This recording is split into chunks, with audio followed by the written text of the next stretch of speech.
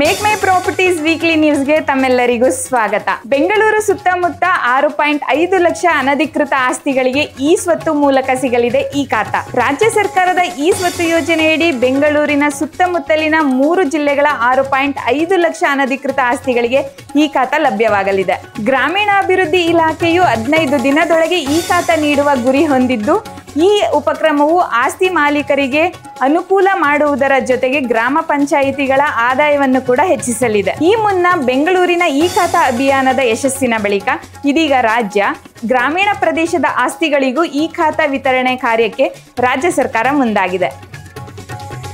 ತೆರಿಗೆ ಸಂಗ್ರಹದ ಗುರಿ ಮುಟ್ಟಲು ಜಿಬಿಎ ಸೂಚನೆ. 10.6 ಟನ್ ತ್ಯಾಜ್ಯ ತೆರವು. ಬೆಂಗಳೂರು ಅಕ್ಟೋಬರ್ 18 ಪಶ್ಚಿಮ ನಗರ ಪಾಲಿಕೆ ವ್ಯಾಪ್ತಿಯಲ್ಲಿ ಆಸ್ತಿ ತೆರಿಗೆ ಸಂಗ್ರಹದ ವಿಚಾರದಲ್ಲಿ ಸೂಕ್ತ ಕ್ರಮವನ್ನು ಕೈಗೊಳ್ಳಬೇಕು. ತೆರಿಗೆ ಸಂಗ್ರಹವು ಪ್ರಮುಖ ಆದಾಯದ ಮೂಲವಾಗಿದ್ದು, ಈ ಆಸ್ತಿ ತೆರಿಗೆ ಸಂಗ್ರಹದಲ್ಲಿ ಗುರಿ ಸಾಧಿಸುವಂತೆ ಅಧಿಕಾರಿಗಳಿಗೆ ಗ್ರೇಟರ್ ಬೆಂಗಳೂರು ಪ್ರಾಧಿಕಾರದ ಮುಖ್ಯ ಆಯುಕ್ತರಾದ ಮಹೇಶ್ವರ್ ರಾವ್ ನಿರ್ದೇಶಿಸಿದರು.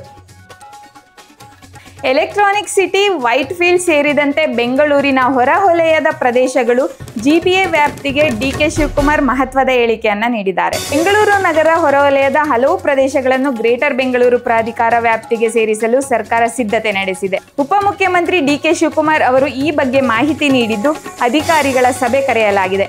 ಎಲೆಕ್ಟ್ರಾನಿಕ್ ಸಿಟಿ, ವೈಟ್ ಫೀಲ್ಡ್ ಮುಂತಾದ ಪ್ರದೇಶಗಳನ್ನು ಪಾಲಿಕೆ ವ್ಯಾಪ್ತಿಗೆ ಸೇರಿಸುವ ಚಿಂತನೆ ನಡೆದಿದೆ.